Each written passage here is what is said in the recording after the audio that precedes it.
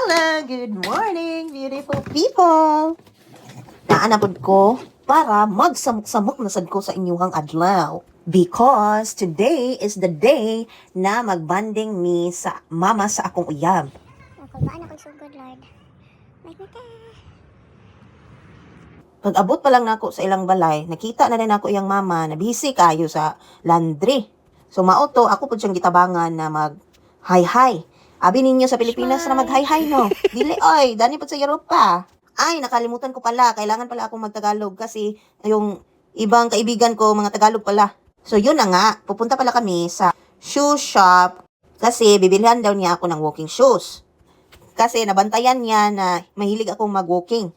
Na oy, ambot unsa ng Tagalog sa nabantayan. Gusto ko sana ng sneakers, pero naisip ko wala man akong hiking boots. So yun na. I'm trying the most expensive one. Ang kulay ng shoes ng mama niya ay brown. Favorite daw niya yung brown. At ako naman yung blue. Kasi wala lang, gusto ko lang ng blue. Pagkatapos niyan, pumunta kami sa market. Isa sa hindi mawawala sa market nila ay yung mga bulaklak. At bumili din kami ng peanuts. So yung gusto kong peanuts is pecans. Itong mama ng jowa ko, minsan, nagtatanong yan siya ng Dutch sa akin. At nagre-reply naman ako ng English. Next out. So, yung mga tao, naririnig kami. So, nagre-react sila sa akin kasi mabuti na lang daw na kakaintindi daw ako ng basic Dutch. Charet! Muy bien, niya. Pag pupunta ka sa market, ang dami mo talagang choices. So, makikita mo dyan ang daming klase ng prutas at meron ding Asian store. Makikita mo sa Asian store ang daming klase-klase ng spices kasi madami din dito mga Turkish.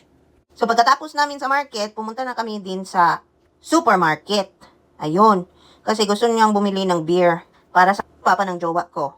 Yung nakita namin is isa na lang yung case ng favorite na beer ng papa niya. Kaya kinuha na lang namin. Yung first time ko talaga dito, ay grabe besh. Nahirapan ako kasi yung nakatatak label ay nasa language nila. So, kailangan mo talagang i-translate bawat salita. Pero good thing lang sa Netherlands, yung mga tao dito marunong mag-intindi ng English. So, hindi ka masyadong mahihirapan. Pagkatapos namin pumunta sa supermarket, pumunta naman kami sa dog shop. Na-amaze ako, besh, kasi meron silang cake para sa aso, oh. Ang hirap-hirap kayang maghanap ng ganito sa Pilipinas.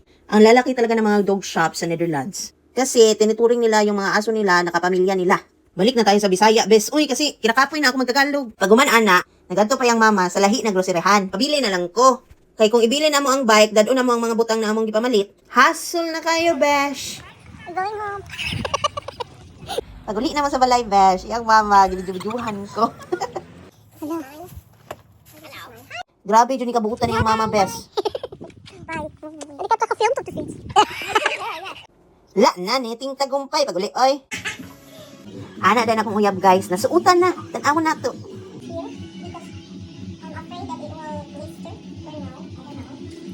Ay, nahurot mo na tong energy sa pagbike, guys. Kailangan na to magkaon.